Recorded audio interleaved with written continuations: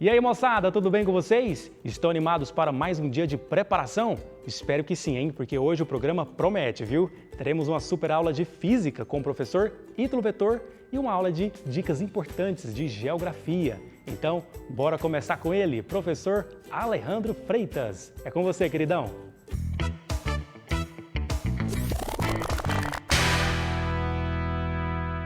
Olá, estudantes, sejam bem-vindos ao Goiás Bem no Enem. Este programa tem o objetivo de contribuir para que você possa alcançar um bom desempenho no Enem. Sou Alejandro, professor de Geografia, e hoje vamos estudar sobre a questão agrária. Vamos lá? Então, a competência diária é a competência 2 e a habilidade 14. E sobre as questões agrárias, a primeira coisa que a gente precisa lembrar no território brasileiro é em relação à revolução da agricultura. Lembrando aí, essa primeira revolução da agricultura, a gente está falando ainda não no território brasileiro, mas há 10 mil anos antes de Cristo, onde nós temos aí a transformação das sociedades humanas, de sociedade nômade para uma sociedade sedentária. A partir desse momento, nós temos uma revolução onde o ser humano ele começa a conhecer o processo de agricultura e desenvolvê-lo. Então, nós temos tanto a agricultura e, junto a ela, nós temos cada vez mais animais sendo domesticados. Então, ao invés do ser humano ele ser agora caçador, pescador, fazer coleta, ele vai desenvolver a agricultura e a pecuária, substituindo essas duas atividades. Bem, após aí 10 mil anos de Cristo, a gente vai ver a agricultura ela se desenvolvendo junto a esse processo. É claro, nós temos também um processo de urbanização se desenvolvendo também de forma muito lenta, e isso até chegar ao sistema capitalista. Lembrando que o sistema capitalista ele vai começar a se fortalecer lá no século XV com as grandes navegações, onde o comércio vai ter um papel extremamente importante para o desenvolvimento das civilizações, das sociedades humanas. E lá na Revolução Industrial, no século XVIII, nós temos um grande impacto nessas transformações, tanto do espaço urbano como do espaço rural. E no século XVIII é onde a gente vai começar. Aliás, no século XV já começa a se desprender, mas no século XVIII é onde a gente vai começar a fragmentar mesmo esses dois espaços. Então, distinguir muito e diferenciar muito as atividades que acontecem no espaço rural das atividades que acontecem no espaço urbano. E esses dois espaços cada vez mais distantes. E isso, pelo menos, a impressão que nós temos, porque esses espaços, na realidade, eles são interdependentes. O espaço rural ele continua produzindo para o abastecimento da cidade. Então, é claro que, de acordo com as necessidades da cidade, nós temos também uma produção maior ou menor acontecendo lá na zona rural, na área rural. Lembrando que também essa quantidade vai variar conforme a matéria-prima. Então, se nós desenvolvemos mais tecnologia, de repente aumenta a produção de silício lá na mineração, no extrativismo. Se você tem aí um desenvolvimento maior, por exemplo, derivados do milho ou do trigo. Então, a gente vai vendo a sociedade se desenvolvendo e, é claro, conforme as necessidades desse espaço urbano, a gente tem aqui a padronização das atividades dentro do campo. Então, o trabalho no campo ele é dependente do trabalho urbano e nós temos essa situação inversa também. A cidade dependente também do trabalho do campo. Ela é abastecida pelo campo. Bem, com a Revolução Industrial, a mudança que a gente sempre fala é dentro do espaço urbano.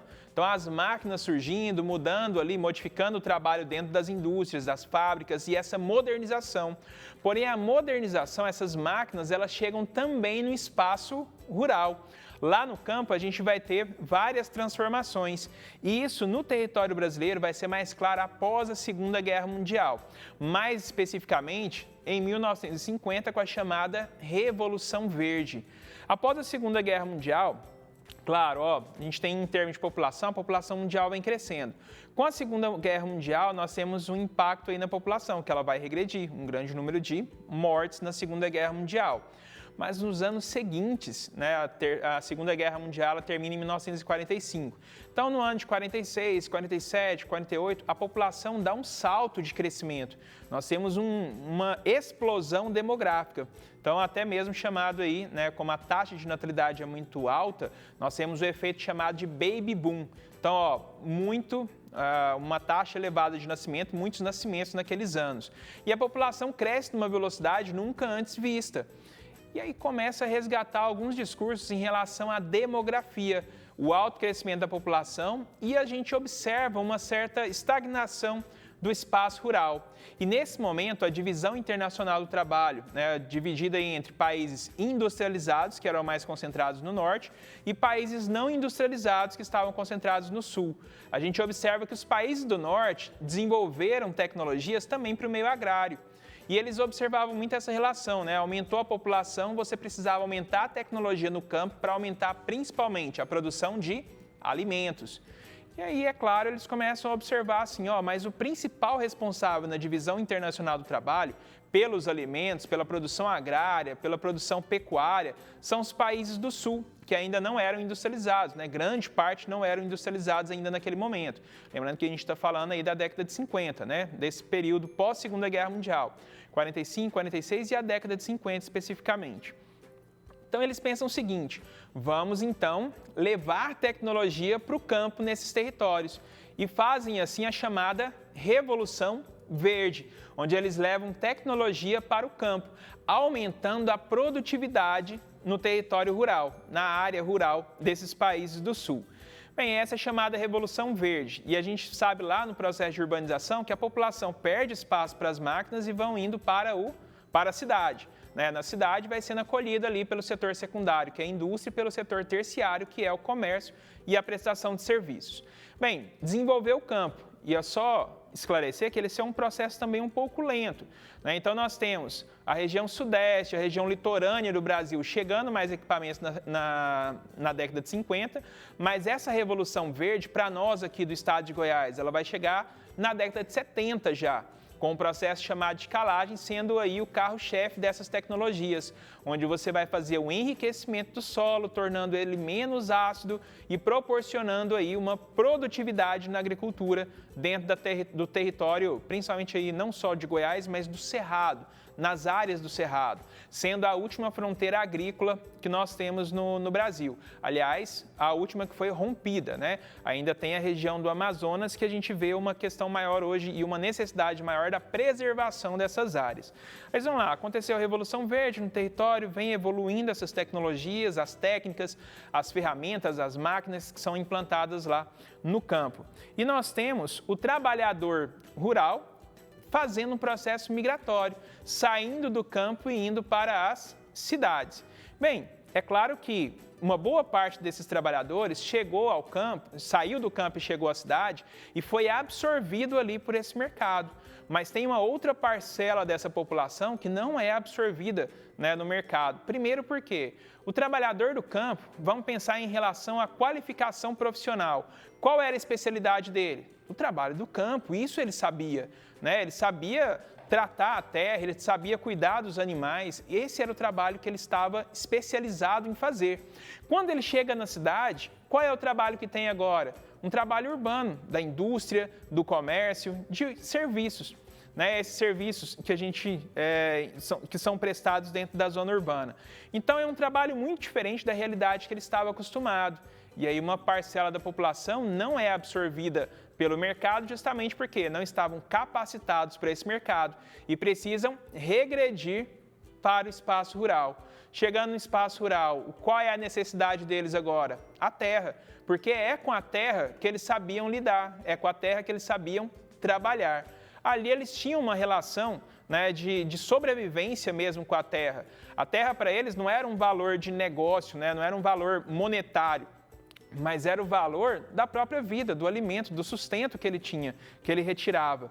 Então aí nós temos os movimentos sociais do campo. Nós temos na década de 50 ainda a formação da Liga Camponesa, nós temos uma parceria, a Igreja Católica vai para o campo também com a ideia de fazer reforma agrária e a formação da chamada Comissão Pastoral da Terra, a CPT. E nós temos também, já na década de 70, a formação aí do Movimento dos Trabalhadores Rurais Sem Terra, então o MST. Todos esses movimentos, Liga Camponesa, a Comissão Pastoral da Terra e o MST, todos eles têm qual objetivo? Realizar reforma agrária. Como que a gente pode entender reforma agrária? É a reorganização do campo. E nós temos terras devolutas, terras que não estão em uso. E nós teríamos aí uma reorganização desse campo, onde essas pessoas que sabem trabalhar com o campo tornariam aquela terra produtiva. Isso fortaleceria o mercado interno e, consequentemente, nós teríamos já essa divisão de hoje, né?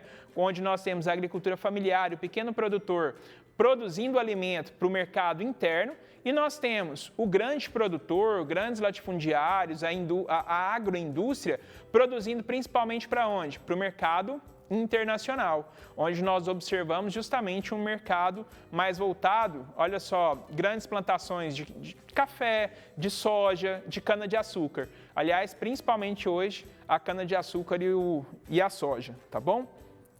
Bem, então começa aí na década de 50, após a Revolução Verde, essa luta pela terra. E no campo a gente vai ver constantemente uma luta entre poceiros e grileiros. Lembrando que o grileiro toma posse da terra com documentos ilegais, tá bom? Bem, e isso vem desde o período colonial, né? Então, a colonização com as terras das capitanias hereditárias, que é diferente do que era no continente europeu, em Portugal, que promoveu, né, com as sesmarias, uma distribuição e reorganização do campo. Dentro do território brasileiro, ele promoveu o inverso, que foi a concentração das terras, tá bom? Em 1822 a 1850, nós temos um período liberado para a posse da terra. Porém, em 1850, nós temos a Lei de Terras. Essa Lei de Terras, nós passamos a ter a proibição de posse livre da terra e passa a ser necessário comprar aquela terra, tá? O que inicialmente parece óbvio, né? Ter posse da terra comprando ela. Porém, a gente vai observar que isso promove a má distribuição, porque já estava mal distribuído antes com as capitanias hereditárias e não tem essa reorganização do campo, que é uma reorganização, gente, lembrando, os grandes países capitalistas do mundo fizeram reforma agrária, Estados Unidos, Inglaterra, França, a gente vai pela Europa, né, o ocidente europeu está todo ali com reforma agrária, com essa reorganização. E essa lei ela veio concentrar a terra, né, nas mãos de alguns poucos. Bem, então a gente tem essa realidade no território brasileiro e a lei contribuiu para isso, garantindo que no território brasileiro, até hoje, o que acontece? Grandes conflitos por terra, pela posse da terra. Bem, eu trouxe aqui uma questão do Enem e ela traz justamente, depois procura essa questão, porque ela traz, aliás, são duas questões, eu trouxe apenas uma delas. Ela vai mostrar para nós dois depoimentos, então do grande proprietário e do pequeno proprietário, mostrando essa rivalidade e a diferença de pensamento entre eles. Eu vou mostrar para vocês uma dessas versões, depois procura a questão completa para poder observar ela, tá bom?